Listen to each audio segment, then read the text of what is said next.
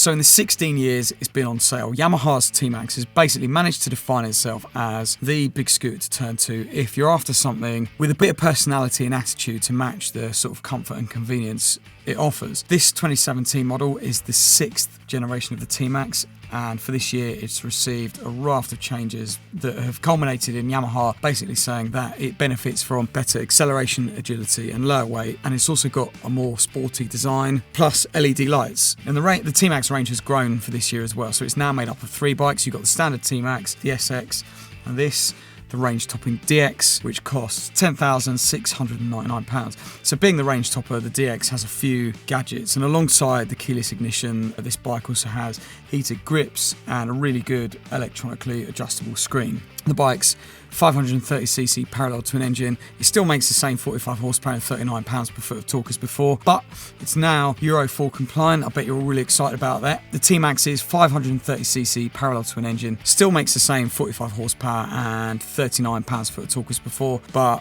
now being 2017, obviously it's Euro 4 compliant thanks to changes including a new airbox, injectors and thermostat cover, and you'll be pleased to know that it's no slouch in town or on an open road. So the launch for this bike took place in the centre of Cape Town, and cutting through the city centre traffic, it was immediately obvious that there's plenty of poke on tap for rapid traffic light getaways and urban progress. And when the motorway does arrive, the TMAX is comfortable hitting triple-digit speeds, and it's usually got enough poke in reserve for motorway speed overtakes. All the new TMAXs have traction control, but the new DX also has 2 riding modes. Riding modes on a scooter? I'm not sure if this is getting a bit silly, is it? So the DX's riding modes are S for sport and T for touring. Both give you the same power, but T offers a softer throttle map.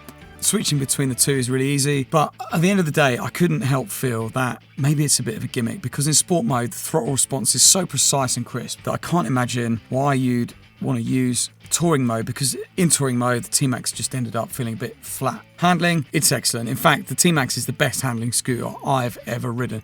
It's willing to hustle through twisty roads, and it's super stable in corners, and it doesn't suffer too much from that sort of vague front end feeling that scooters often get when they're ridden a bit enthusiastically. The suspension deserves some credit here. It handles the TMAX's weight well, plus it allows for sporty riding, so it's slightly altered from the previous model. In the front there's a 41mm upside down fork with a different damper spec to match the bike's weight reduction, and in the rear there's a motorcycle style linkage and horizontal shock, and the result is a really plush connection to the road and good composure at speed, although you can expect the centre stand to touch down if you're really going for it en route to your next meeting. At the front, braking's handled by a pair of radial calipers, and they offer plenty of power and good feel through both levers, and along with good feel from the brakes, there's also good feeling from my arse as well, or rather my arse felt good on the TMAX's comfortable seat, and comfort is also helped by the fact that I could extend my legs fully, move them around as I like, so I was always as comfortable as I wanted to be. As you can probably see, the ride position is pretty typical of what you'd expect to find with a maxi scooter, so your legs are wide, your arms are fairly wide, and you've got an upright position, but it means that the TMAX is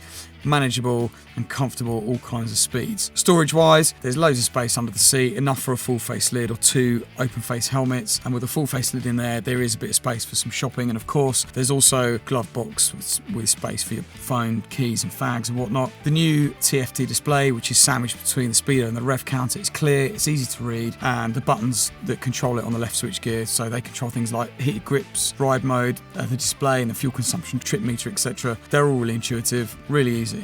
So overall, the new Yamaha TMAX DX is a maxi scooter that offers an excellent mix of comfort, luxury and city savvy, plus perky performance, and it proves that big scoots can have a bit of attitude.